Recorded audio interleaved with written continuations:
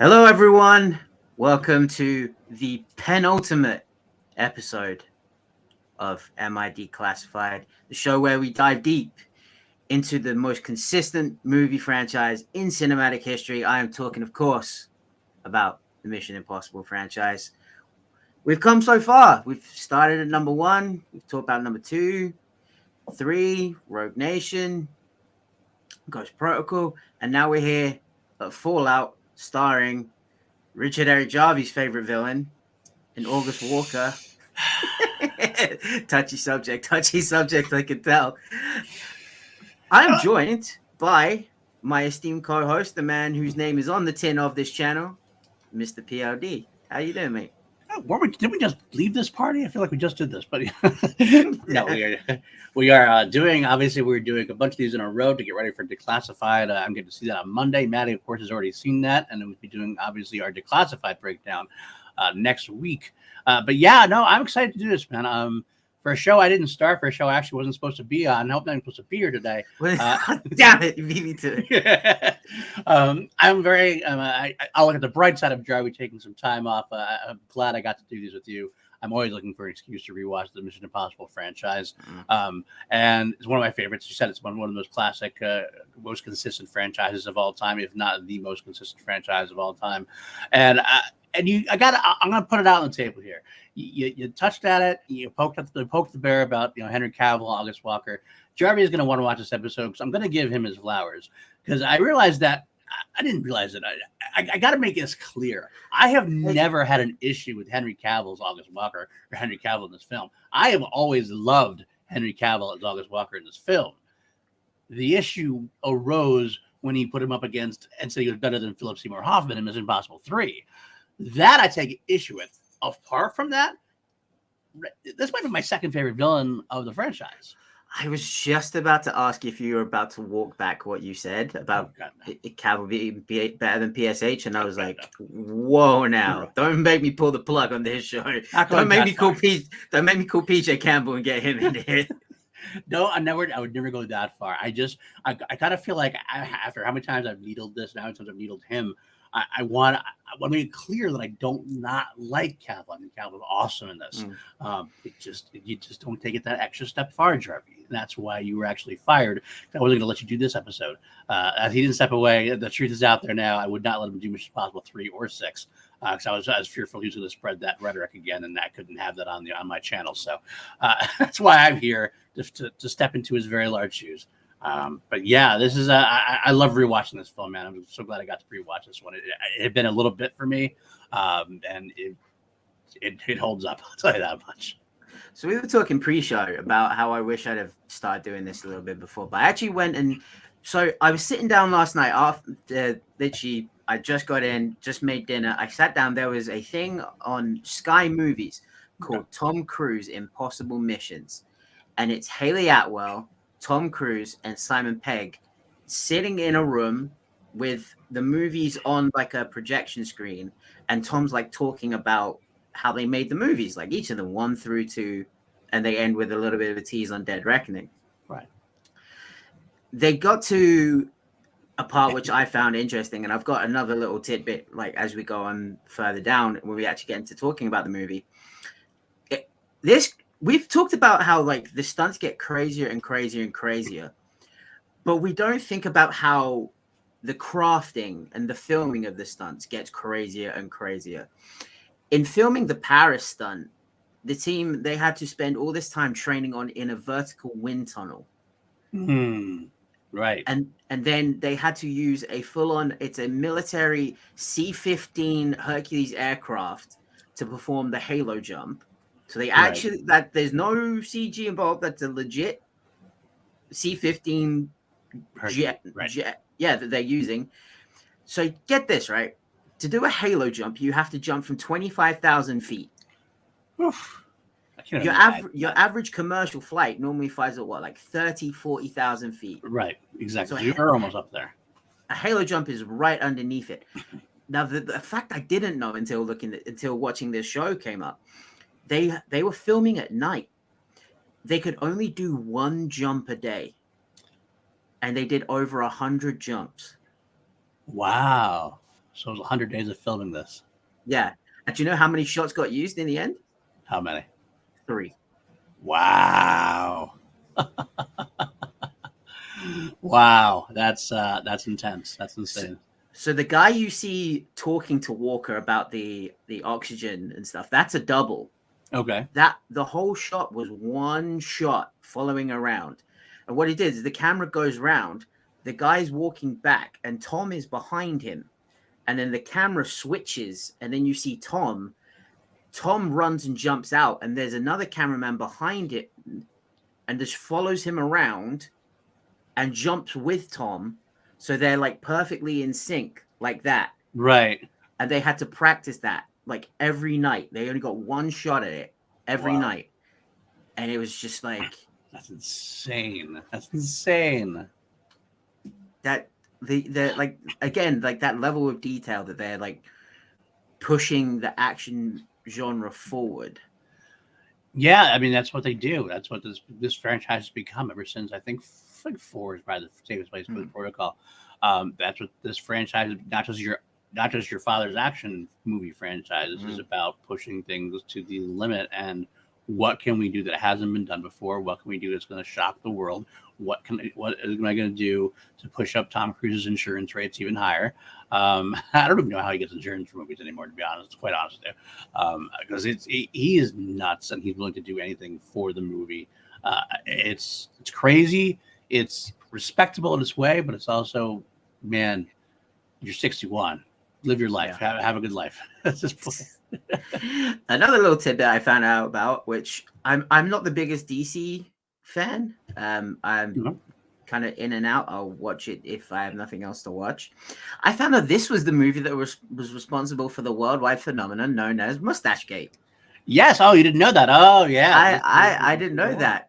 The reshoots for Justice League conflicted with the schedule for Fallout. Yep. And much like yourself, Cavill was contractually obligated to keep the mustache. That's right. And rightfully so. Yeah. But then this is how badass Christopher McQuarrie is. He told the producers of Justice League, sure, like you can have the mustache. If you want to shave the mustache off, you can. But you need to give us the $3 million to shut down production on Fallout so we can edit it in digitally. Right. And then it ended up being Justice League having to digitally remove the mustache. Remove the mustache and does not look good. It never looks good. So yes, this is why August Walker is to blame for Justice League's mustache gate. But hey, you know what? There's a lot of problems with the Justice League, with the Justice League version of Justice League anyway. So yeah, that was the least of its problems, to be completely honest with you. But it is what it is. Yeah, I didn't know that was what caused it, and I was just like, oh, okay, I get it. Fair enough. I like it. Cool. So you ready to get into the first category? You want to go right to the category? Let's do it. Let's just do it. You want to do it? Right ahead. Guys, we're about to get into our first category. You choose to accept the mission? Good, because you had no choice. Guys, if this is your first time here on PLD Projects, hit the like button. We're slowly working our way to 500 subscribers. 425 at this point. So, 425. Yeah. We're getting there. I've seen some comments on the latest episodes. There seem to be something you guys are enjoying. Yeah. So, obviously we're going to keep going forward to part 2, but leave a comment, leave a like, hit subscribe, check out the Patreon for more content. Yeah. With that being said, PLD, your mission, should you not have a choice but to accept it at this point because you're already in the StreamYard link. Yes, more again. Let's begin with our first category, your mission, which is where we have a brief discussion, break down the movie, our favorite parts, what we liked, what we didn't like, which, let's be fair, this movie, there's probably not going to be much that we didn't like. Yeah. I think the only thing I didn't like was something I actually did like, too, is the fact, like I mentioned it before we went live on air, before we went into recording. This movie doesn't let up. I mean, in some ways, I almost would like to have had a let up a little bit because it kind of like give me a breath, give me a pause, but like at the same time, it's just that intensity serves the film well and serves the crisis well. So actually, you feel like you're actually involved almost in the movie. That's how much invested you are at that point. Yeah. So it's like a negative but a positive still at the same time. So So we start up 2 years after Solomon Lane's capture in the last movie, and the remnants of the syndicate have all been reorganized into a terrorist group known as the Apostles, and they have adopted this like terrorist for hire kind of policy. They're hired by an extremist known as John Lark, and are attempting to capture 3 plutonium cores for him to use in 3 different nuclear devices. Right. Let's start out real quick. That's why I make that first shot of the film was phenomenal. All of a sudden, you bring back the emotion by bringing back Julia. I think that was a great, smart choice for them to do. We haven't seen Julia. I mean, we saw Julia very briefly at the end of Ghost Protocol. We know she's alive. But since 3, like, to open it up with like him marrying her and Solomon Lane being like the efficient and the nightmare sequence. Yeah, the nightmare sequence. Visual was a great visual. It was, and what it just set the tone for the movie, especially spoiler alert as we come towards the end, how it kind of really does come into play at the end. It's like it's like the Ethan Hunt's Anakin Skywalker having that bad force dream. You know what's he gonna do about it? But hopefully not kill a bunch of kids. Were harmed in this filming of this movie, as far as I know. No, except for Liam. They took Liam aside specifically to say "fuck Liam." That's the Holy Snokes joke, guys. No, it's a PLD project across every show we do. If Liam ever gets mentioned, it's fuck Liam. But yeah, you're right, because it also adds the personal stakes for Ethan. Because as you say, we haven't seen Julia.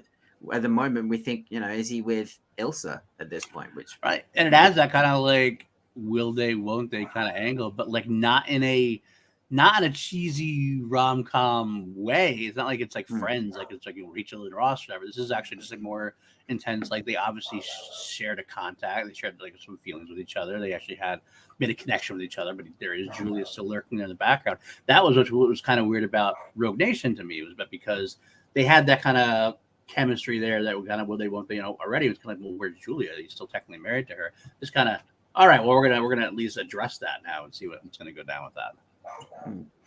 So Ethan is tasked with getting hold of the plutonium and delivering it back to the IMF. Right. Now, they have to go to Berlin for this mission. And right away, we start with the comedic banter between the 3. We again, like, no Brent in this one. So it's kind of on, it's kind of on Simon Pegg and Ving Rhames to kind of be that, like, to pick up that extra weight, I feel. There you go. There is the one negative I had about Brant. Mission Impossible Fallout is that Brant had filled such a great role in both Rogue Nation or in Ghost Protocol and in Rogue Nation. I did feel like we missed him a little bit. Missed something. Obviously the film was very successful and I still love the movie, but I did miss Brant. I kind of wanted Brant there still. I mean, I'm not sure why. Filming Avengers at this point. I think that I might. It could be what it is. I'm not sure. It was the kind of thing we got. Let's say, basically, he said the time production started, the screenplay wasn't finished, which made it difficult to determine who would be in the movie and how the on-set schedule would work. And then his writer's commitment to the MCU, his schedule wasn't flexible enough to fit into the production. That's what McQuarrie said later on, which is that's very unfortunate. But what can you? So we do miss him. I miss him at this point, but Luther and Benji can certainly be just as entertaining with Ethan and their banter. So I especially like the callback with Luther saying, "You wanted to be the field agent, tough guy," to Benji.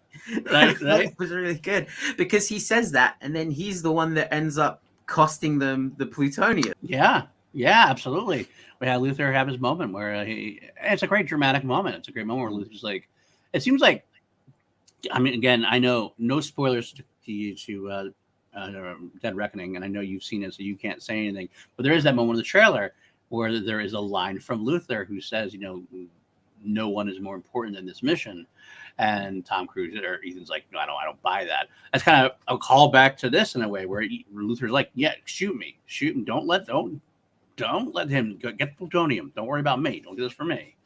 But yeah, Mission Impossible is great at this callbacks, and it happens a couple times in this movie too, a few times in a way. But they're not like, they don't feel too repetitive in terms of, they just feel, I don't know, it just feels like it's like, I don't know how to describe it. It's not like Easter egg material, but it's like hitting those beats in the right way. And sometimes like that, oh yeah, just like that time he did this, just like it had this. Like, because there's a repeat. I'll throw it out there right now. One of the things like one of the better action sequences in the movie, which we'll get to eventually. We'll jump forward, we'll come back, but when he is chasing down John Lark, they're running, like he's running through, and Benji is kind of is guiding him on his iPad or whatever, that he's got the tablet there. It really brought back to mind Mission Impossible 3. They're running through Tokyo. They're running through where were they in Tokyo? What in Mission Impossible 3? Yeah, I can't remember. No, it wasn't it Shanghai. Shanghai, yes, yeah. They're running. He was running through Shanghai trying to find Julia, trying to find Philip PSH there. So it's kind of I thought that was like a big callback in a way. Well, not repetitive, but it was still kind of fun. But that was one of those kind of. There were a couple of callbacks in that action scene, but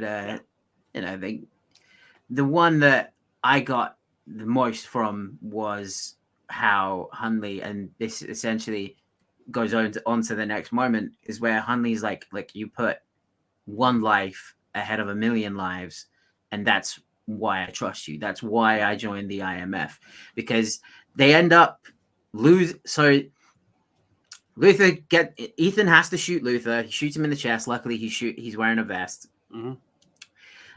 But they end up losing the plutonium. Right. Benji's there. He's covering Ethan while Ethan tends to Luther. They're like, where's the plutonium? They look around. Gone. It's gone. It's gone. Then we find out about the weapons expert, Niels Delbruck. Niels Delbruck. I practiced it, made sure I got it right. And this is where we find that the masks that we like to make fun of still have a place. And this was the callback that I was alluding to. This was very Mission Impossible 2. Oh, a little bit. Yeah, you're not wrong. You're not wrong. When he walks into the guy's laying in a hospital bed. You have someone walking in wearing a mask. Obviously, this time it's not Ethan. In Mission Impossible 2, it was Ethan dressed as a Dr. Grigorovich, something like that.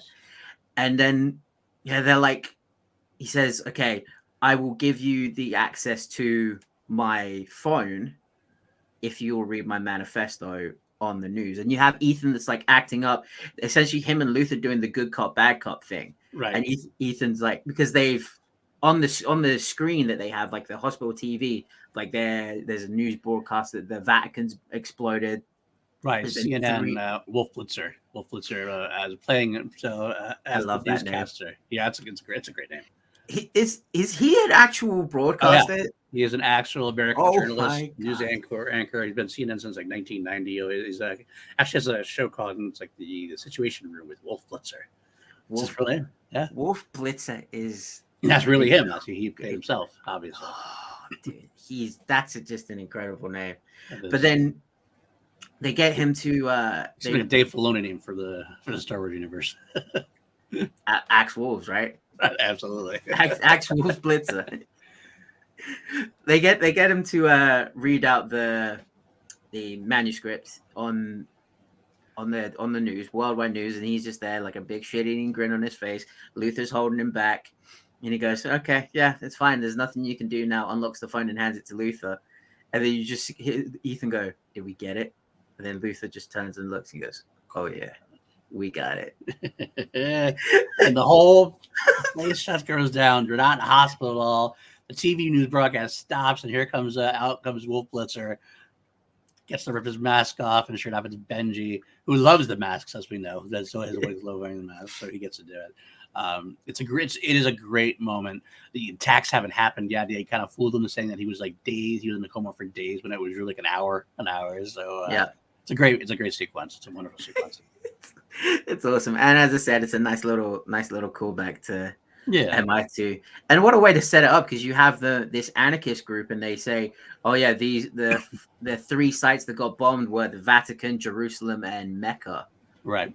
So it's just like the three most holy places in the world, and an anarchist, like anti-government, anti-religious group, which I get their message. I just don't approve of their methods. I see what they're trying to say of like bring all the big, as Jerry B would say, bring this whole disease-ridden temple down on your head. It's going to be biblical. I wonder if they watched law-abiding citizen before they did this. Anyway. They now have a way that they can communicate with Lark, and they're going to go after him. Right. cut to an airfield. This is where we meet, and I completely forgot that she was the one that plays Erica Sloan. It's Angela Bassett. Yeah, what a great pickup there. Angela Bassett's on fire. You put her in any kind of role, especially this kind of role, and she's going to knock your fucking socks off. She's rolling. Yeah, because I was like, who is it that plays her? Because for some reason I thought it was Viola Davis, but then I was like, oh no, wait, no, it's Angela Bassett. And then just seeing her come walking up, and Henry Cavill's like walking behind her, you're like, whoa, yeah. Okay. I love the little dick measuring contest they have between Alec Baldwin and Angela Bassett, and Cavill's right there, of course. But I like seeing Alec Baldwin on our side in the other way, like being the protagonist kind of instead of the antagonist he was during Rogue Nation. It works, but of course Angela Bassett doesn't take no for an answer, and she kind of has the upper hand as the CIA's plane, and she's talked to the president, and we're shoving Mr. Cavill as the hammer, not the scalpel. That's a great line. You prefer a scalpel, I prefer a hammer. And the hammer gets to go with Ethan and his team to go track down the lane, check on the plutonium. Yeah, essentially by any means necessary. Like, if you got to kill these guys, they may be, on our side, but not Hunt, not his team, not anyone. Nothing comes between you and the plutonium. Scary thought. I like that as a secondary antagonist already. It's like, okay, all right. And this is where I was kind of like, okay, is Walker gonna step into the shoes of Brant? Is he gonna be that guy that is the by the book guy that eventually comes around to their way of thinking? I was like, okay, cool. I kind of feel like that was what the intention was. I think you're supposed to think that. That's what I thought. Yeah, I think the writing style is like, we don't have Brant, we don't have that character. We can introduce Henry Cavill, who is coming off playing Superman, by the way. So you kind of like already, it's almost like you look at him like a good guy in a way, kind of thing. Yeah. And so like, I think they wanted to introduce him and put that in your mind. Like, yeah, he's a badass, but eventually Ethan turns everybody to turn him on his side and a little kick ass at the end. That's what you're supposed to think. Yeah. And so they end up flying over Paris. Yep. They have to get into a nightclub in Paris, stop the meeting with the White Widow. Or little, I wonder if they saw the MCU and were like, what? Black. Okay, Black Widow's taken. We'll take White Widow. We use White Widow. Is that a spider? Yes, it is. Okay, we're using that. They start getting into the banter between Walker and Hunt straight away on the plane, and Ethan's like, look, the only reason that I'm going after these agents is because we're going after this guys because you killed all the syndicate agents that are left. Like, right. You left no evidence for us to, get to Lane. Get to Lane. Thank you. You're welcome. But that actually honestly was the problem in a way not problem. That was like the first clue. Like at 02 degrees, like, so he's killing everyone that possibly had any information about the situation. Okay. Yeah. All right, that's fine. I just thought it was like he flies by the seat of his pants kind of a deal. Right. And then he just careless and just no. He's the hammer, no scalpel. Yeah, he's the hammer. Leave no stone unturned. Just take everybody out. Right. And we get the first big stunt of the movie, which we discussed earlier, and they open the back door, and Ethan goes to jump out, and then he sees there's a lightning storm, and he's just like, okay, we need to rethink this. There's no way. But right. Walker, being the hammer, is just like, nope, big swinging dick contest. I'm the A side, you're the B side. Pulls Ethan's oxygen out, and then just takes off. Yep. Ethan's running out, puts the oxygen back in, chases him down. And then we get one of the best comedic moments of the movie where Walker goes, "What's the matter, Hunt? Afraid of a bit of lightning?" And they just gets hit by lightning himself, literally in that moment. And it's just like, of course. As soon as he said it, I was like, one of them is getting hit by lightning. Absolutely. But what a great stunt this is. They flying down the seat of his pants, 25,000 feet. Hunt getting knocked on, or not Hunt, Cavill, the hammer, getting knocked out by the lightning. Walker, and Ethan having to fly to him and try to get his oxygen back in place and everything else. And it's tense, man. It's tense because that altitude drops really quickly, really super quickly. Have you ever done skydiving before? No, I never have. You go down quick. It looked like I was impressed at how quickly it was going down. I've never done a halo jump, but I've done just normal skydiving. Right. You fall it doesn't feel like it when you're up there, but then as soon as you start to build the momentum and you start to go out and then pull down together, right, you start really moving. So to choreograph everything, all the big sweeping movement, Cavill had to be in the right place, Tom had to be in the right place, and the cameraman moving with him, that one singular shot is just, again, we talked about it earlier, but it's incredible. And then you get the moment where Ethan comes crashing down and Walker just like a glove just sails in, takes his parachute off, and it's just lost your oxygen. You lost your oxygen. Yeah. Which is his oxygen he was breathing because he fucked it up. It was funny though. It was pretty funny. So they get changed, head down into the nightclub, and then they find they use their phones and they're tracking the, what is it? He's the bodyguard, the ID bracelet thing. Yeah, the decoy. And because when you go to a rave, you get a party bracelet put on, and theirs is just equipped to help him track the decoy, which leads him into the bathroom, into the men's room, and we get.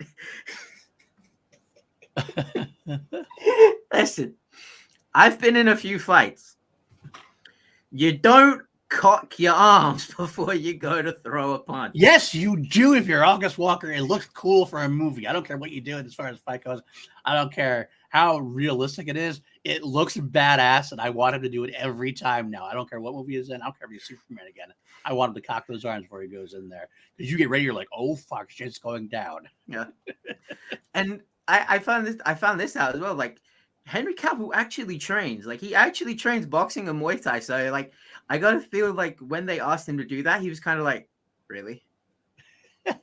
But then he probably saw it on the camera. He's like, okay, yeah, that looks. It does look pretty cool. It could only. I feel like you couldn't have done it with Brent. You have to do it with someone like Henry Cavill, who is just a giant human being. He's massive. So just the boom boom goes to town on the guy. Tom gets Ethan gets thrown through the glass, the window.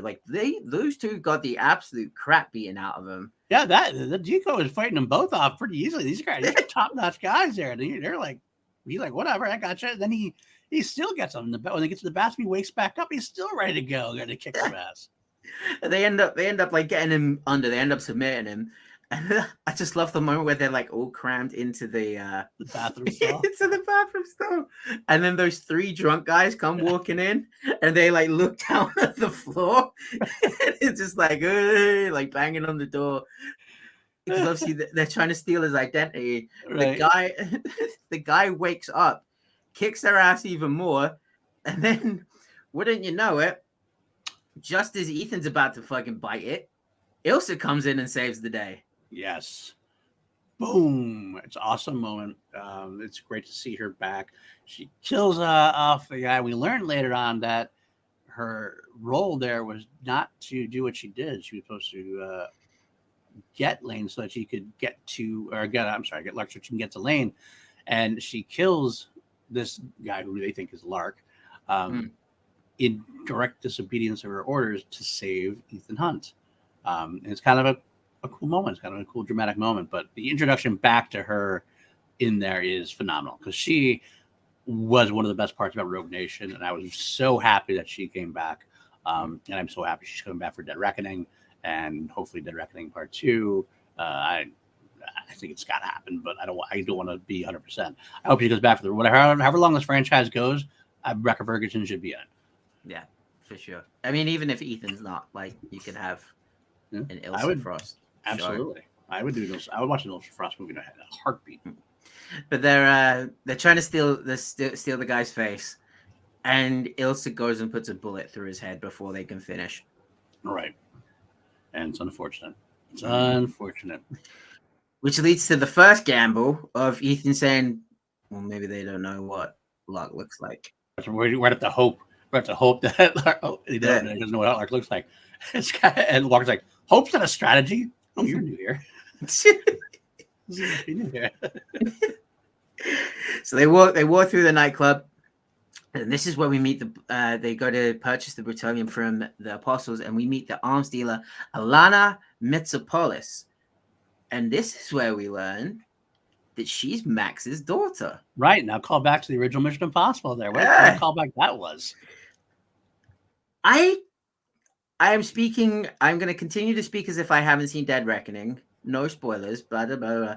They can't have planted that seed without making people think, right, Max going to be in this? Right. Are we going to get Max? Is Max Locke? Because she's known to you, again, Max is, now we know her surname, and we know her name's not Max, so she's using different pseudonyms. So is Max going to be called back? Right. So I definitely thought that myself at one point. Definitely wondered about that. You can't drop that name for diehard fans and not expect them to be like, wait a second. Wait a minute here. But, I mean, having Vanessa Kirby in the role is a definite win. What a great job she does playing the, like, a little quirky, little dancing on that line of crazy, but still kind of a fire spark and everything else. I liked her in this role. And this is going to be the NSFW segment of the show. If Tarantino's got a thing for feet, Macquarie's got a thing for legs. Because we saw in the last movie, the show of Rebecca Ferguson, like up from the leg, up to the dress, to the rifle. Right. Now, this is like Vanessa Kirby's leg pulls up the dress and she's got the handgun there waiting. Right, of course. Because she now thinks that Ethan's Locke. But her he doesn't trust her brother. Her brother's standing there and he's just like eerily looking on. A fight kicks off, grabs hold of Max, they disappear, and this is where they start to negotiate for the plutonium. Right. And what's the price of the plutonium? Springing Lane. Yes, indeed. Yes, indeed. I love how Ethan plays this off. He has his moment where he knows he's got to stay in character as Lark, as the evil guy. He even pulls it off a little bit. No problem to me killing. I put smallpox at children and women. This is nothing to me. But he knows in his head, he's like, I can't get rid of Lane. I can't let Lane go of all people. It's a great moment of tension there. And what's he going to do moving forward? I mean, if you're a Mission Impossible fan, he's going to do the most difficult thing, which is to say, yeah, I'll give you Lane, then figure out every which way he can that he's not actually going to give him Lane. Yeah, right. And he even has that like foreshadowing moment when they're talking about how they're going to get it done to him, like killing the security guard. Right. And he's like, you want me to kill her? And they're just like, yeah. And he's like, oh. And then like, is that a problem? You draw the line at killing cops. And then as you said, like he like kind of snaps back into it. And he's like, I put smallpox in children and women. Like I have no line. It's just like, whew, okay. Right. And then that great little moment of Vanessa Kirby, like, because there's like such tension after he says that. And he's just like, right. Off to bed then. Busy day tomorrow. And I was just like, yep. Yep. So they have the plan to intercept their transport in Lane. They get hold of him, and then there's the moment just about as they're about to intercept the what they call the procession type of deal. What I don't know what they call, blockade, whatever. Yeah. There's a moment where Ethan and August Walker are talking in the truck, and Walker he's like, "Is it true that Lane did this? Yes. Is it true that Lane did this? Yes. Is it true? If it sounds despicable, he probably did it." Yes, exactly. And then the light bulb comes on in Walker's head, and he goes, "Oh, you're the one that brought him in." Right. How long do you think he's going to keep that to himself? Right. Yeah. I didn't think about that when they were planning it. Like, I didn't think about that. And as soon as he said that, I was like, oh, he's right. Yeah, we could be effed right now, right? Because he knows all about Ethan at this point. Yeah, and then Ethan says, we'll burn that bridge when we come to it. he'll make it up as he goes along, pretty much as he can. They end up in this another crazy chase. I love the Mission Impossible where they do these chase sequences throughout cities, and then you have essentially, how are we going to get Lane away from them? But then Ilsa joins the fray halfway through, and it's like she's trying to kill Lane. She's not trying to capture Lane. She's trying to kill him while he's in the car with Ethan, August, Luther, and Benji. Right. And it's like insane. Well, shit. And one of the moments that I loved, and this is kind of leaning very heavily into my my light the fuse, is the moment where they jump over the truck. The police are chasing after them, and they get on the two bikes. Walker's bike goes off fine, but Ethan's having a problem with his. Right. Which I won't like. That triggered a little bit of a why is Walker's bike working? Right. Ethan's isn't. Right. Okay, I'm not even going to think about that. Let me put that to the side. It does. I'll tell you why. And I was going to mention this, is that this is what the film does. When I mentioned before how it's a nonstop film, even though it drops a little subtle hints like that, the film is always usually traveling such a Mach 10 type speed that never really lets you stop and think too hard on things. Like afterwards, like, oh yeah, that kind of makes sense now. But like during that time, you're kind of like, oh, but then you're already back into the action, watching Ethan and like, when he gets the motorcycle does working, he's going to start flying through on the city with the motorcycle at that point. Yeah. So they kind of, I feel like they're leading the cops away because they don't want. I think Zola. That's it. I was trying to remember the brother's name before. Zola. Yes, Zola. They were trying to lead his men away from killing the cops. Right. And I think that's as you said, Ethan doing the most difficult thing of just being like, okay, how are we going to do this? All right, we're going to have to just take the long way around. We're going to have to like lead the cops away from the men. Like, right. And then his men join the fray. It also joins the fray. So it's just like, great. Everyone's after Lane. They managed to pull him into I love the scene where the police boats are all going past. And you just have Benji and Luther on the boat. And Luther just goes, it's very Luther. Lane is laying at the front of the boat with a bag over his head, and they're just like, yeah. And after the chase, which by the way, I watched the behind the scenes. Probably one of the most painful stunts was Tom Cruise coming off the bike. I was actually going to mention that. I wanted to bring that up because I watched that. I actually ended up rewinding that 5 times. Like, how did he do that without like killing himself? Because that just looked awful. Awful. I've had to put a bike down one time and it hurts like hell because it like scrapes the side of your body and just like you get like the burning feeling like all the way. Even if you're wearing leathers, like it still hurts like hell. Right. But for him to like collide with a car, go straight over, right, and then just hit the ground and keep rolling. That had to have hurt. I have left a critical part of this chase scene out because I'm going to come back to it later on. Okay. All right. Fair enough. But they end up in like a underground sewer system that leads up to a garage, and they open up the door to see a cop right there as they're about to put Lane in the back of the car with a bag over his head, and it's just like, oh shit. And you have like Lane, you have like Walker like looking like, what are we gonna do? We're going to kill him. He's like looking at it, he's like about to go for his gun, but Ethan's just like, no, hold on, like just walk away.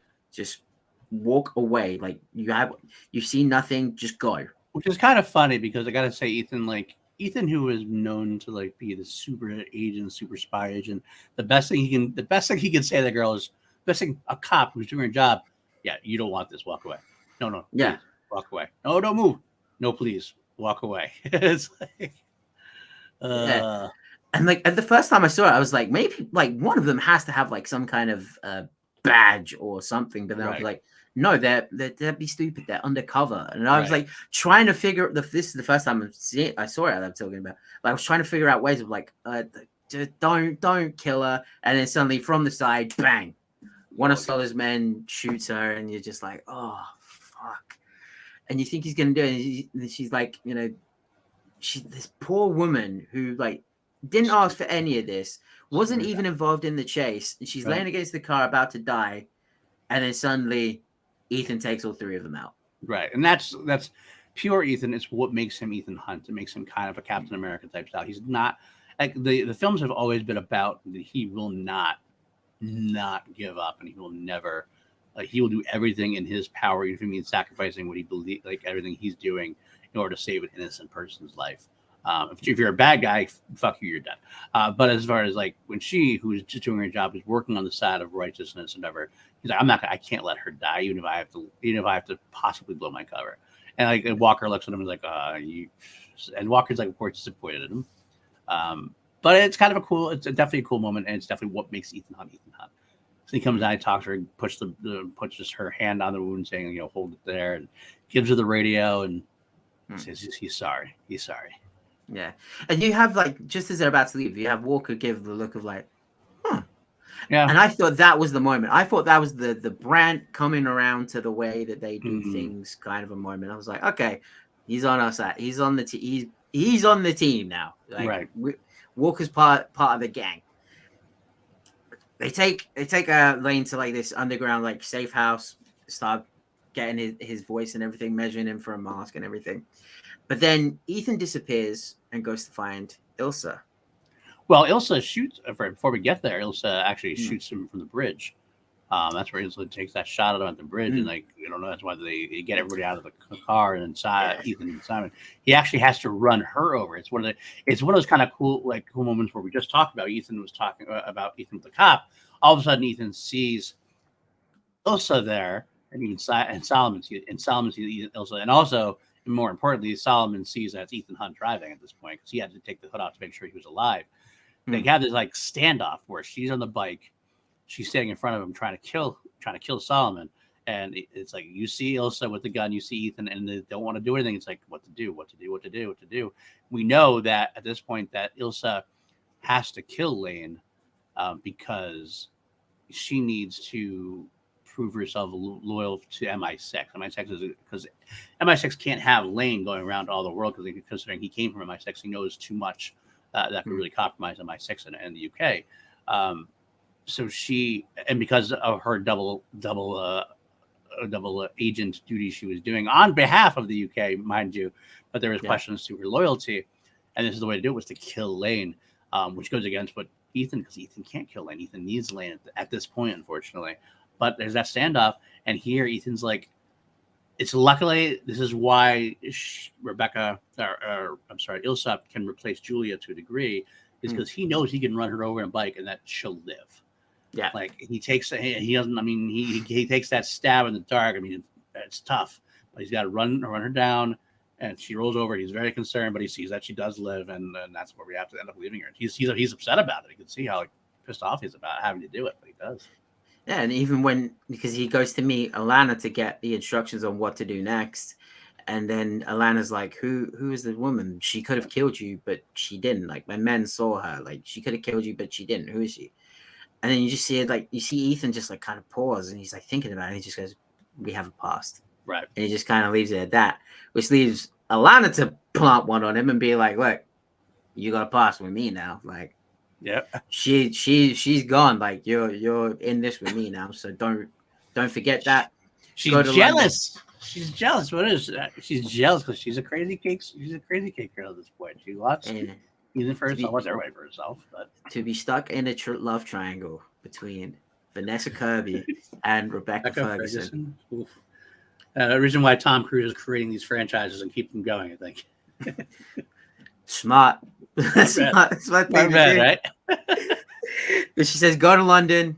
I'll meet you there. We'll send you instructions."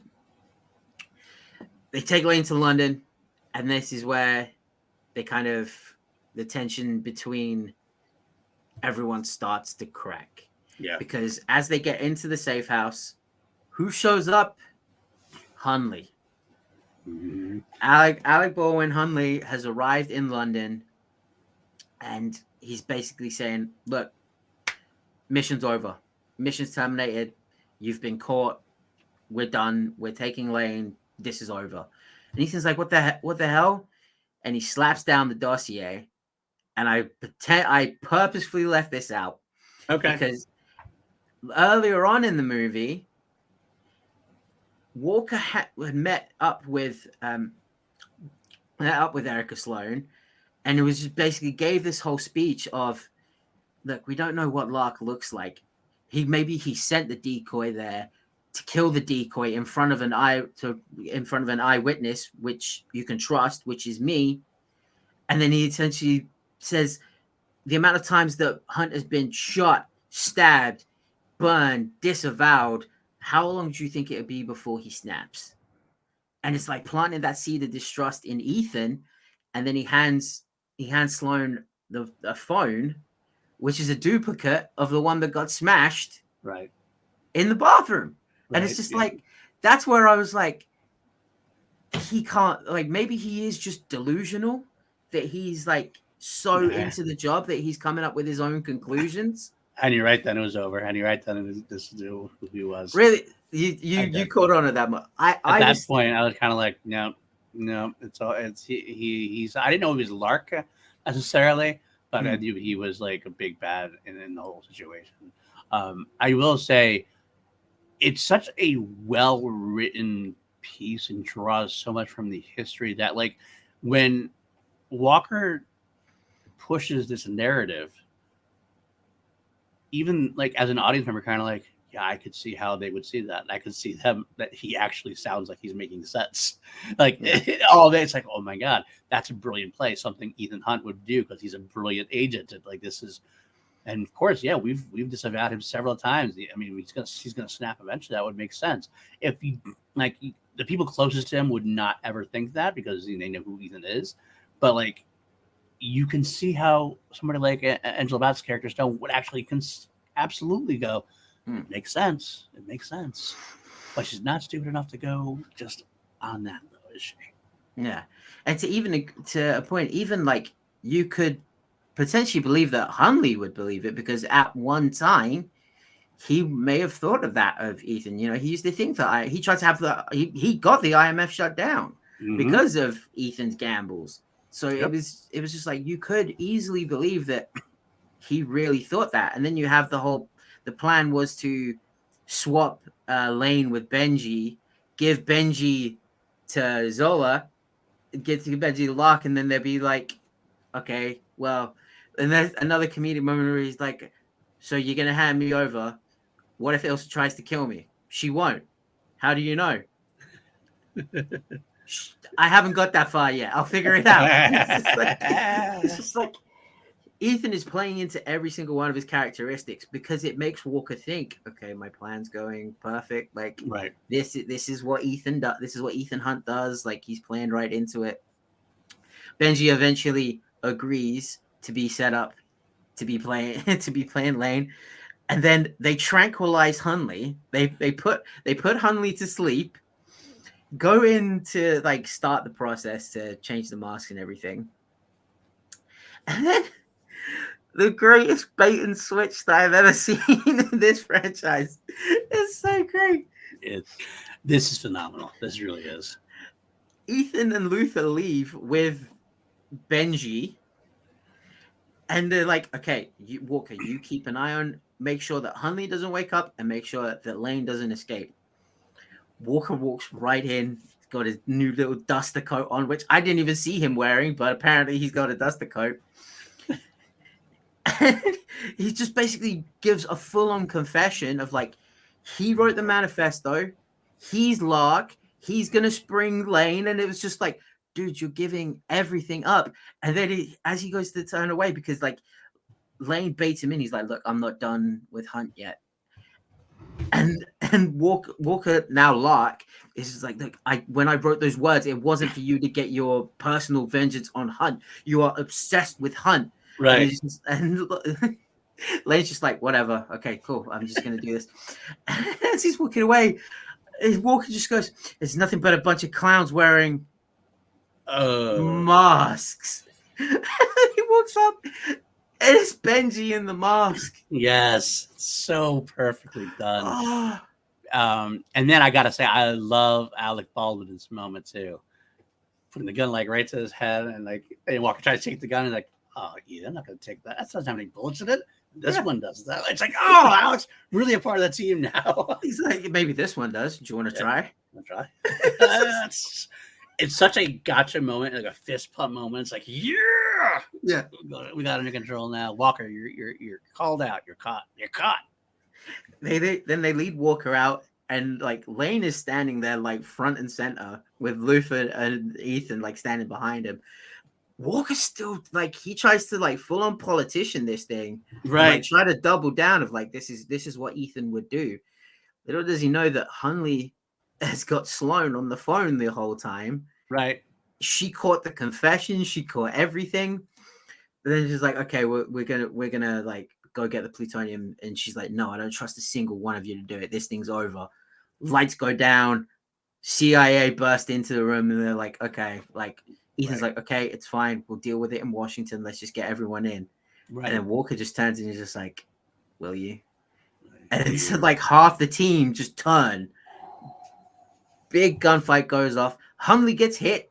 Hunley goes down, and man, just as he's like really like dead part of the team, right? He gets taken out, and it's just like, man, that sucks. What a turnaround gig! And it's great because this is kind of what I meant. Mach 10. It's like you boom, boom, boom, boom. You get this win. You're like, all right, it's a win, and it automatically gets turned around to a loss. And you're like, damn it. Yeah. So good. And we now know that the CIA has been infiltrated, so they can't call Sloane for help. Like, this is it. They're on their own, leading to one of the greatest chase sequences I've ever seen, because like I used to do this walk to work. This was years and years and years ago, around by the Tate Modern and across like the London Bridge and everything. Like, I know this route, and I found out one of my old training partners, Kelvin, was one of the CIA agents that's chasing Ethan through the city. And he shout out Kelvin. I don't know if you're watching this. He messaged me saying that I got to see the cruise run in person, and I was like, magical. I was like, how is it? And he's just like, he is fast. Like, they had to shoot him multiple times because Tom was running so fast. Like, he would like be genuinely be losing them, and they would like be drifting off of the shot from where Tom Cruise was running so fast. It's funny. That's hilarious. We get some more comedy moments. Like, Ethan kind of starts running rooftop to rooftop, starts like going full parkour, a little bit of a District B13 in there, and he runs through an office, and Benji's like, turn to your right, and Ethan turns around, and there's a train station right there, and he's like, are you sure? Benji flips around, he's like, oh no, sorry, I mean, go left. He looks out, he's like, oh crap, I gotta jump through a window. And then you get the lady that's there sitting in her office chair that's just like, do you just want to like take my chair? It's great. It's classic. And also, I got to tell you, there's another lady in the background who does, and it's an older lady. After he breaks the window, looks at it, and she looks back at him again. And like the old lady looks at her and just goes, like, you can do it. It's like some world's aware. You can do it. You can do it. I love the line with Benji, though. Why aren't you going? Because I'm jumping out a window. Oh, I had shooting. All right, I'm sorry. And then you just get the look from Luther, just like, and also both like, wouldn't have had that problem with Billy. Just saying. You shut your mouth. Where is Billy? Who? We don't know. We don't know who Billy is. Billy's not good enough to be there anymore. Sorry.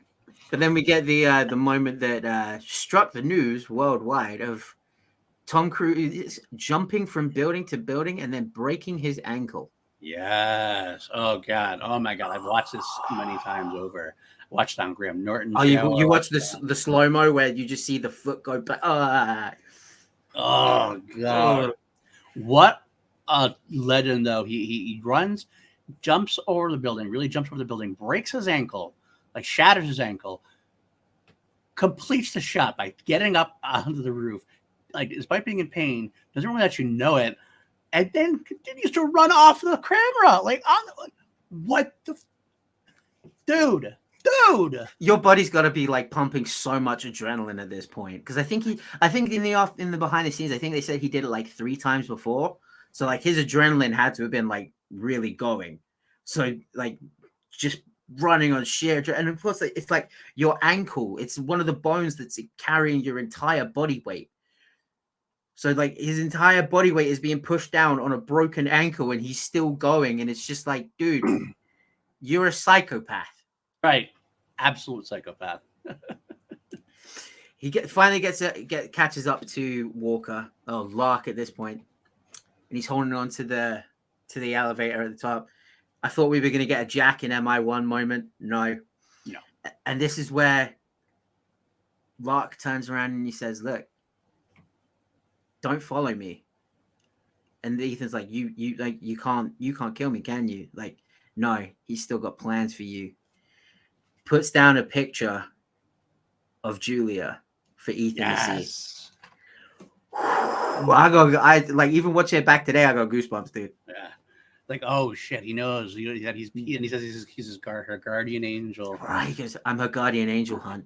And like, I was like, and even Tom Cruise is one of his best acting in the franchise at the moment, like not quite count to 10 level, but like when he just has a look face, like, oh fuck. He's literally like, oh, he like, it's like he got shot. Mm. Good job. It's a good work there. And Lark's like, "If you follow me, she dies." And then he says, "If you warn her, she dies." And I was like, oh, because you know that Ethan's gonna go after him. Mm-hmm. Oh yeah, it's all done. Oh yeah. Oh God, I'm starting to think that Javi may have had a point. I don't agree with him. I won't go that far. But I'm like starting. I said, he's my second favorite villain in the franchise. I'm starting to see where Javi may have got his idea, got his point from. He's crazy still, just so you know. But, he's still crazy. Okay. All right. As long as we're there. They escape via helicopter, and then the team need to end up following them to Kashmir, which is, I believe, it's like in the center of India, Pakistan, and it's China. It's right at the like the connecting points where it attaches all the water supply for India, Pakistan, and China. And there's a medical camp there. And yeah, this is quite a moment there. They chase him down. They follow him because they smartly tagged the real Lane. I like that moment too. They take out the one tag the CIA had or whatever, or whoever. I don't remember who had him initially. The authorities had it was Lane. Lane had it because they shot it into his neck. No. Lane had a tag on him already, and they had that cool scene where Luther takes out the one tag but puts in their tag. Mm-hmm. I don't remember who originally. Some kind of authority figure had Lane tagged originally. They took it out, and they have now the IMF team have their own track in there. Yeah. So we get to the medical facility, and I love this moment where they get there, and I don't know where this is where that first scene comes back into play, and it's like, oh, this is why you played this at the beginning. They're just trying to figure out everything. They figure out on the way over, they have this complicated situation with the bombs. They have to like start the countdown in order to be able to defuse the bomb. They have to both take the fuses out and take the key out of the detonator. It's a big, long, complicated process. So they go looking for it, and then what happens though? They're trying to run through it. Also, just hear Ethan, and like Solomon Lane's plan just became crystal clear. Yeah, and you're like, fuck. And not only that, she's there like helping the smallpox outbreak that Lark caused, and she's there with her new husband. And Lark called them specifically, like Lark donated funds to them specifically to come. It was all a setup to have Julia in this place at this moment where Ethan Hunt will lose everything, and that was the plan. Yeah, and you have that moment between Ethan and Julia's new husband, and you're just like, Ethan's so quick with it that he's like, "Oh, I'm a doctor. Yeah, we work at was it Mass General or whatever, Mass General or something like that." Like they have this whole story like rehearsed out between the two of them, and you're just thinking to the guy, you're like, Oh, dude, you have no idea. And then That he's like, sorry, dialogue is great because it is because Wes Bentley playing the role is like, oh, so you know her, oh, this is great. And he's like the perfect, he's the perfect husband, no jealous here, and then he's like, oh, you guys should catch up. Oh, this is great. You should do this and everything. While Julie and Ethan are having a complete different conversation, he doesn't really pick up on it. And that's the best part. Is like what were you doing in Turtuck? And then Julie's like, oh, he was on vacation, and Ethan just turns and says, nope, I'm working.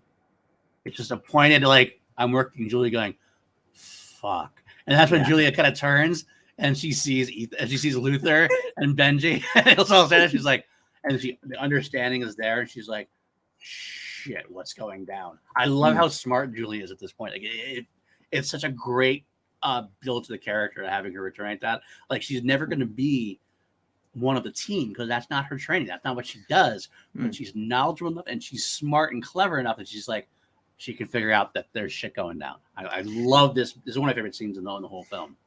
It also fills me with joy to know that Luther met Julia. Like he didn't get to go to the wedding, but like he still got to meet her somehow. Yeah.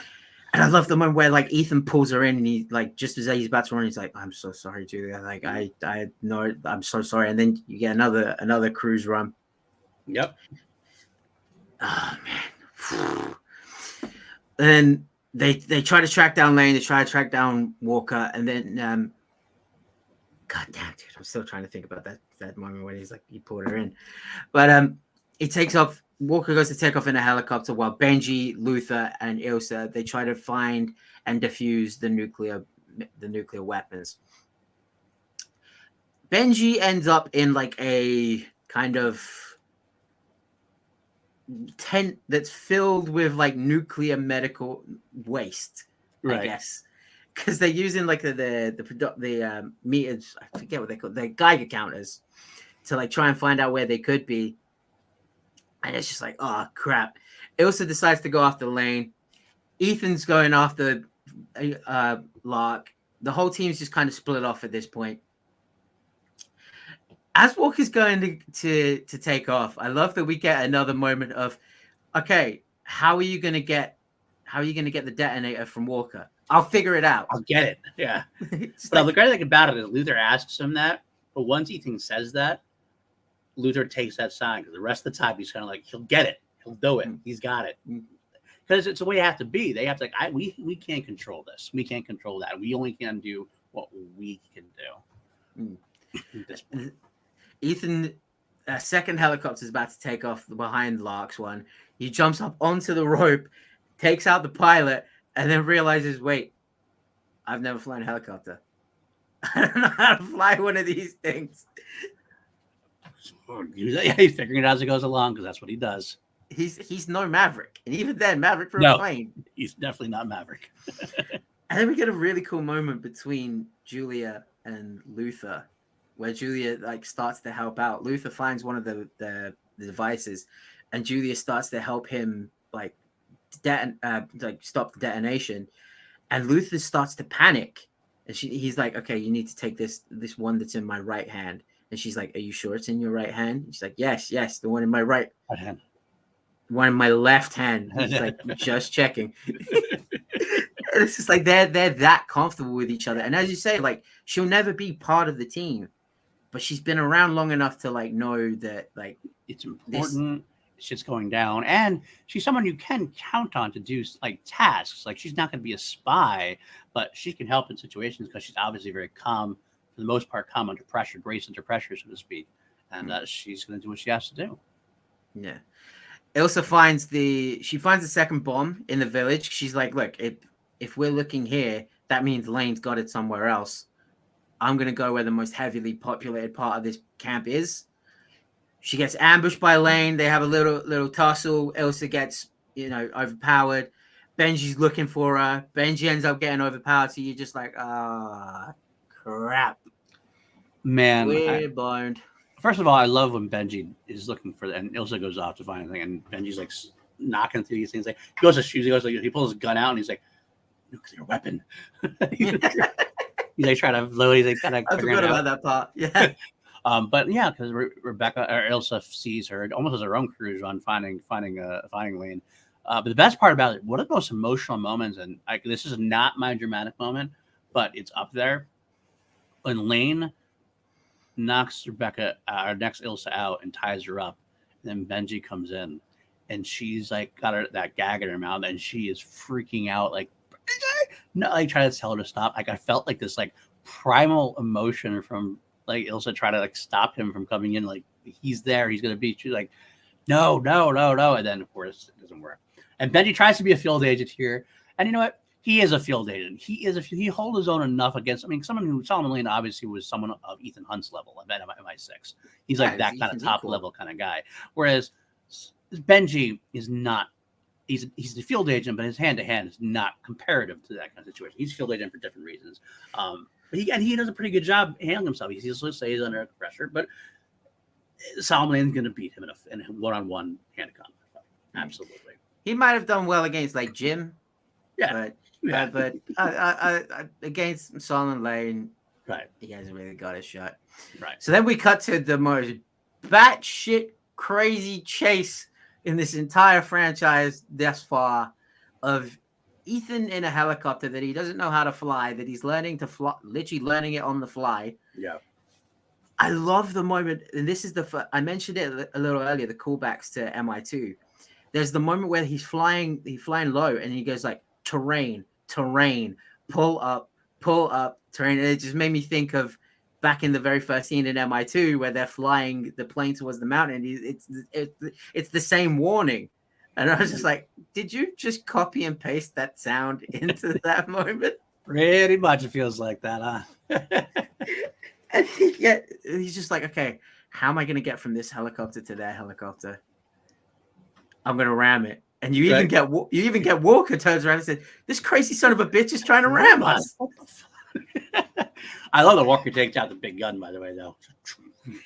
Oh shit! But before that, actually, the one humorous part about that is they get side by side. You get that little like sidebar where he like looks through and goes, "Yep, you prick." And that's the thing I love about this era of Mission Impossible. Like even in this like really high tense action moments, they still find a way to like slide little bits of comedy, and they kind of like, I think they're probably to like give you a little break from the action for a few seconds. So you're just like, like straight back into it. I would have been disappointed if Cavill didn't pull out a gun that size. Yeah, absolutely. I completely agree. If he'd just pulled out like a handgun, I would have been like, oh man, come on. But instead you give him this massive chain gun. And it's just like, yeah, the big man with the big gun. Indeed. Ethan ends up, he rams Walker's helicopter out of the sky. The two helicopters like heading towards the edge of a cliff. And of course it would be Ethan's. It's the one that gets right to the edge. So you're like, like clench your butthole moment. Like, oh my God, is he going to go over? They fight on the cliff. Walker starts to get the better of him. And then Ethan, he has like this hook that's attached to the helicopter. They're both like trying to hold on. Right. And then Walker's like climbing up after him because like they tumble over the cliff. This is probably one of the most brutal deaths I've seen in any action movie. Yeah. Like Ethan's like holding on, and then he just like looks, and he can like, he must be able to like hear the rock cracking. Right. So he just grabs the cable, pulls on it, moves to the side, and then you just get like this kind of Acme cartoon style death, but way more gruesome. Right. Of like a hook just impaling Walker in the face, and then he falls down. But again, we gotta say we missed the part like where he gets the gas, the steaming gas on his face and burns his face. Everything else, he looks he's already like fucked up at this point. But the face really seals the deal at that point.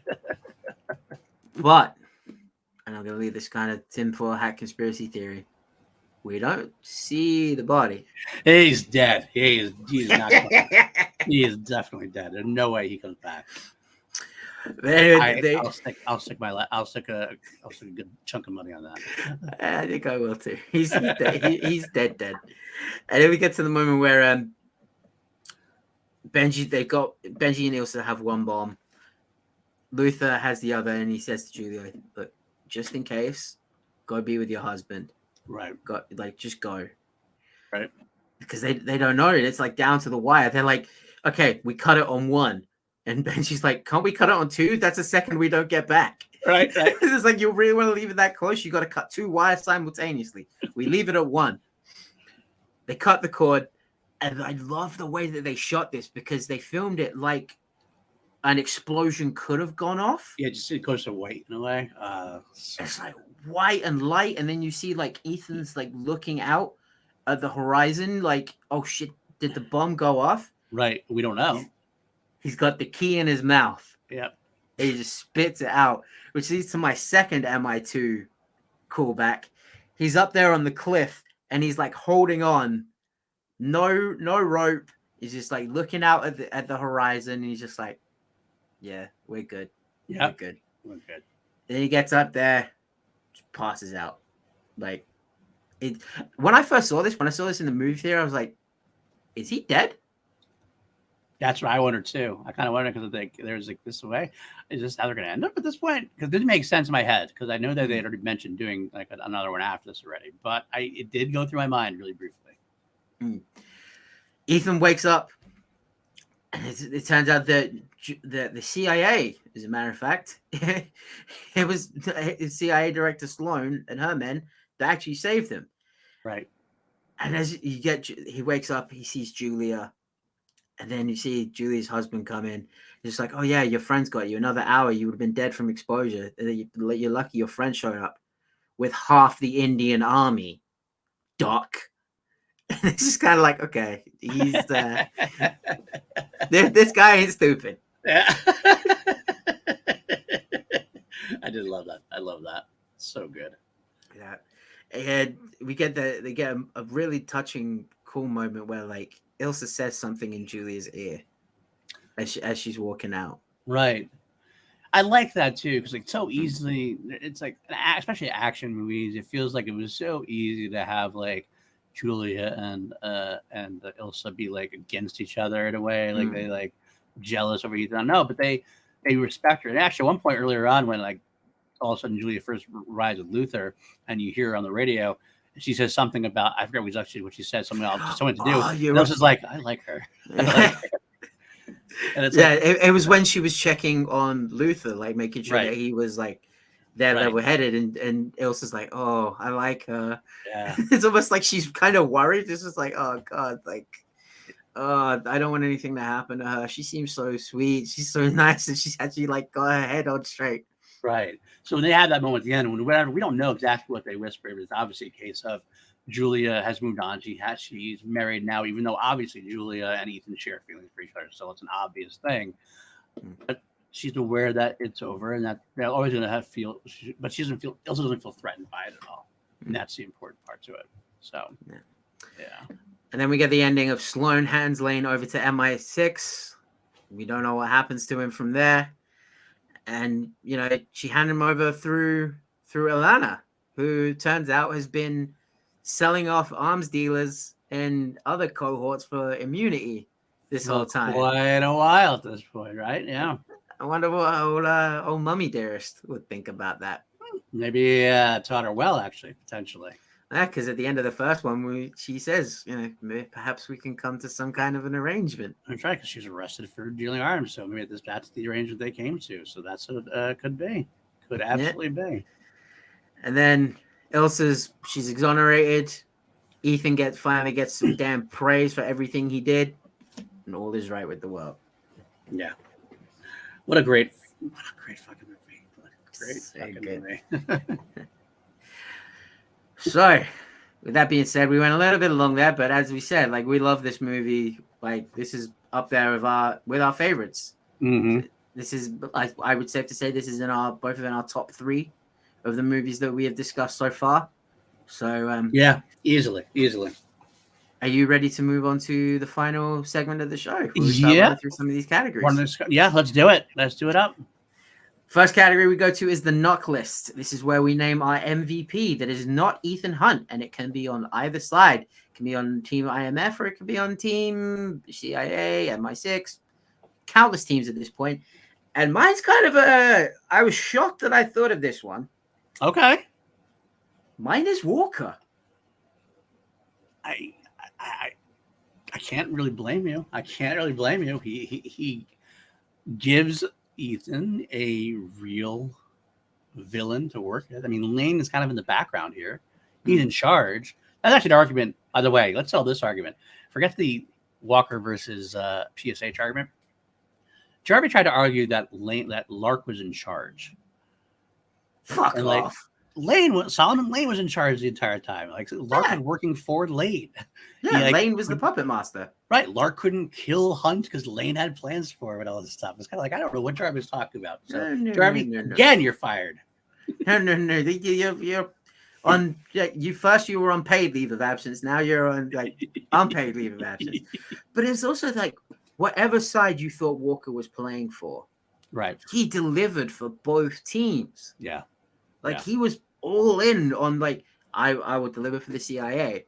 All right, now I will deliver for Ethan and his team, and then I will deliver for Lane. And it's just he was all in, trying to play, and it speaks to how good of an actor Henry Cavill is. He's not just there to be the big muscly guy. Right. He can act his ass off. And as you said earlier, coming off of playing Superman, you wouldn't think that he's going to be the bad guy. Right. He's Superman. That's exactly part of the reason why they cast him. I gotta say that, man, I don't. All right, I'll put it that. He's mine too. Actually, he is actually mine as well. Cool. I thought about putting Huntley in there because I really loved Alec Baldwin in his scene. Unfortunately, it was just too small of a role to be the MVP for me. But I was really actually upset when he was killed. When he was killed, I felt like we lost a lot of potential because we didn't get him on the IMF team long enough. A little brief second at the end of Rogue Nation, a couple scenes here. I think he could have done a lot more, and it could have been a lot of fun with it. So I thought about that. I really did think about Julia as well, the relationship. But at the end of the day, Walker shined through the entire movie. His charisma, his chemistry, he had this great just presence of film that you need when you're going up against Tom Cruise. And that's the thing. It's just amazing. I can't put enough. You need a credible threat, but he's also someone who just, because of the role he was in, he was able to play off Cruise, play off Ilsa, play off Benji, play off everybody else. He was involved in every one of the great sequences really of the film overall. Walker's my MVP as well. I'll give him that. I'll absolutely give him that. Cool. I like it. We're not normally on the same page with our knock list MVPs. But that's true. Okay, moving on to our next segment, Count to 10, which is our favorite dramatic scene of the movie, named after the greatest dramatic scene in the franchise, the Count to 10 moment. I like that they pulled a similar of what they did with the Count to 10 of showing it in the beginning of the movie, because it makes you think, is the nightmare scene going to be a scene that we see later on? And we almost do. Right. I feel like it was a very similar setup, but it is. Right. What is your Count to 10 moment? You're doing it with me first? You're not going to go first? Okay. Oh. My favorite is kind of a subtle moment. Not a subtle moment, really, but it's a little bit of a longer moment. It's stretched over a couple of different sequences. It shockingly, I almost put the one I mentioned earlier, the Julia and Ethan dialogue while Wes Bentley's there. But to me, it's actually the Luther and Julia moment with the bomb. It showcases Luther's character so well. It has Julia's moment. Julia, I love the fact she gets there. First of all, Julia, she's not supposed to be there. Get her out of there. And Luther just where is she gonna go? Yeah, where's she gonna go? And she's like, tell me what to do. Tell me how to help. And during this whole critical situation, and she's just kind of like, Luther, how is he? Well, Ethan. Kind of thing. It's such a great. It's a dramatic moment. It's not nearly a Count to 10 style moment, but it's a great character piece moment where we get to see that these characters obviously have a history together. They're friends at this point. Luther's probably, honestly, as much as Benji's Ethan's friend, Luther is probably his best friend, because Luther always has these real heart-to-heart conversations with him. And so, of course, he knows Julia, and of course, he has the same kind of heart.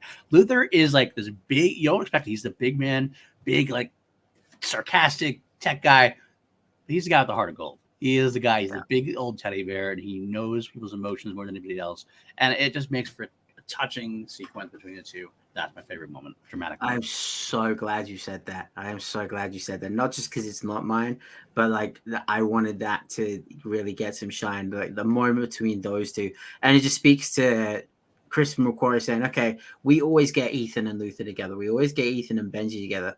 What happens if we put like Ilsa and Benji together and Julia and Luther together? Let's change it up." Right. And it, on both counts, it works really well. Yeah. Mine is actually a moment before the Kashmir scene. It's when Luther it's a Luther moment, and it's where he's talking to Ilsa. Okay. Yes. He reveals that, Ethan was married, and he says like some people got a hold of her, he got her back, but then they had to disappear. And it's the moment where she's like, they were together for a while. He left the game. They were together for a while, but anytime something would go wrong, she would always wonder, would it have happened if Ethan had been there instead of with her? Right. Absolutely. So they called it off. And then he says he cares about you, and that's one more worry that he needs right now. Right. And I was just like, oh, care, walk away, but she's not going to, and she won't. I love that sequence too. And actually, a funny thing to me, there's a callback moment kind of in that dialogue when Julia and Ethan have them, and when Ethan's in the bed afterwards, he's like trying to apologize and stuff, and she's like, and she goes, "Sometimes I'm sorry, I'm sorry it happened because I was here or something else, and I know it didn't happen because you were here." I get the exact line, but it's something like that, and I'm always safe because I know you're out in the world protecting me. Yeah. It's so good. It's so good. So great moments. This movie really does have like some really great. It's got like all three. It's got the comedy moments, it's got the action, and it's got the dramatic moments as well. Like this really, like if they ended the franchise here, this did feel like an end. It almost. I thought it was like an end. Agreed. I mean, I'm happy it's not. I'm happy they're going forward. As far as I'm concerned, I can see these movies every year, and I'll be excited about it. But again, it did work for me as an ending. Yeah. You know what? Indiana Jones and the Last Crusade was an ending too, and I'm glad we got King of Crystal Skull, and I'm glad we got Dial of Destiny. So same type of situation for me. Yeah. Yeah, that's a very good comparison, actually. I do like that comparison because, all movies involve the great movies. Yeah, I said it. So we move on to our next segment, the Light the Fuse category, which is our favorite action moment. And I'm just going to say it. As someone who has done skydiving and someone who did skydiving to get over their fear of heights, doing a halo jump for the hell of it is fucking insane. Absolutely. You're not absolutely. It is intense. And what you just told me about the trivia beforehand about how they shot it and how they had to go through it, it actually makes it even better in my eyes. It's even more amazing. I think Mission Impossible, that's the difference between Mission Impossible and a lot of other action franchises. Like hearing behind the scenes about how they do it is actually just as intense and thrilling as watching the actual stunt take place. Yeah. Like with Dead Reckoning, there's been so many like behind the scenes stuff come out that before the premiere, I just avoided. Because I was like, I don't want to know how they made it because that's going to kill the magic of the like I watched the video that went viral of Tom doing the stunt, and they were like, oh, he did that 6 times today. Right. Obviously watch that, but like everything after that, I was like, nope, la, don't kill this for me. Same. But yeah, I'm going with the halo jump. What about you? I don't blame you. I'm glad you did because I didn't, but I'm glad somebody looked out. For me, honestly, again, it's hard to nail a specific moment. I want to go with the bathroom scene of the cocking arms. Because I tell you, that is so memorable. Like I said, tell me right or wrong, it's very memorable. Kim went to the theater and actually on her phone just filmed that one little sequence just to send to me one day. I was like, yeah. But I think I have to go with the helicopter sequence, the whole helicopter sequence in general. Yep. Starting from climbing up there. Even more than the halo jump, it is kind of funny because the halo jump actually was obviously much more dangerous, much more of a bigger stunt. What had me have my stomach drop was when he's climbing up the payload, gets to the top, and then like you see Ethan fuck up, and he gets to the top of the thing, and then he falls, and it was like I'm like, holy shit! He goes down, but he gets underneath the payload, and they're like, but that whole sequence there where he gets up, he gets the helicopters. That's right, prick. But then the helicopter crash, and then like when they fall down that crevice together, and like he has to like he jumps like unbuckles himself, and he falls and tackles into, and the whole fight with Ethan with Walker or with Lark, I guess I should say actually. What a great battle between the two of them. While he's trying to get the detonator and everything else. It's just a great action sequence. The helicopter is the ending. And right up into that last shot with the nuclear bomb, maybe not going off at that point. So yeah, that's my favorite. God, I love how that part. I just love that show where it's like all goes all white, and you're like, holy shit, did it go off? Right, you're like, holy shit, is it that? Whoa. But yeah, it just shows that like it shows that no bullet can go through plot armor, because I believe Ethan, as the kids would say, has got that dog in him because Walker kicked the crap out of him. Yep. I like that too. That like I actually really enjoyed the fact that he got his ass kicked. Like Ethan's our superhero, and he's getting his ass kicked by this guy at this point. Literally, it was when Captain America ran up against Superman. Absolutely, that's what it is, pretty much. Okay, so with that being said, let's move on to our final category. Should you choose to accept it? This is where we take a character from this movie and who would we want to see appear in Dead Reckoning Part 1 or Part 2. I will be speaking as if I have not seen Dead Reckoning Part 1 to avoid any potential spoilers, and also my one's kind of silly anyway. But PLD, who are you bringing back? This is tough too, and even I haven't seen Dead Reckoning Part 1. One of the ones I would have thought about was White Widow, but I already do know she is in it from the trailer and everything else. So I don't want to use that. It's kind of tough because like the people I want to come back are pretty much dead. I'd want Walker to come back, but he's dead. I'd want Huntley to come back, but he's dead. We don't see the body. We don't see the body. You're right, but he's dead. Come on, he's dead. Well, you know what?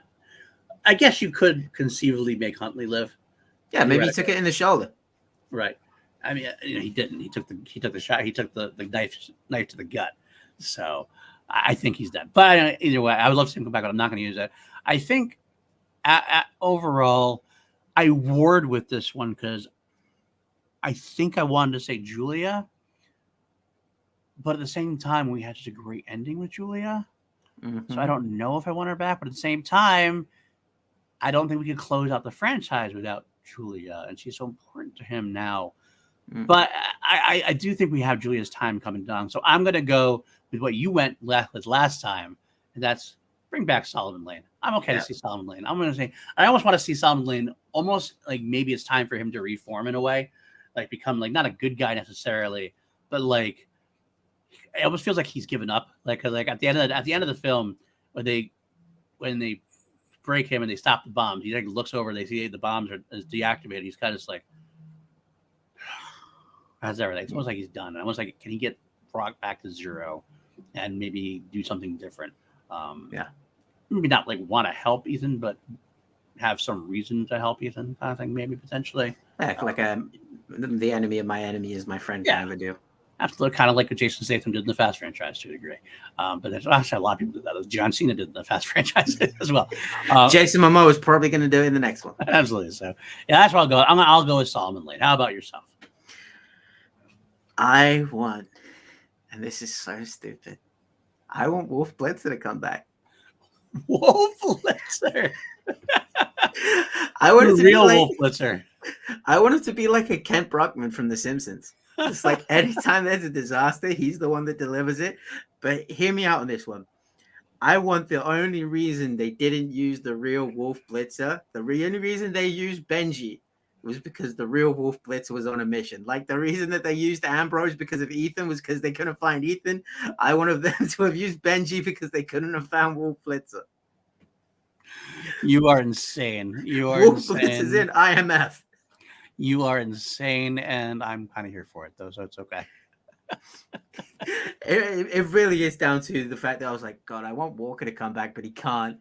Yeah. We could have Huntley, but probably not. Lane is one that you could be like, if he came back, okay, yeah, duh.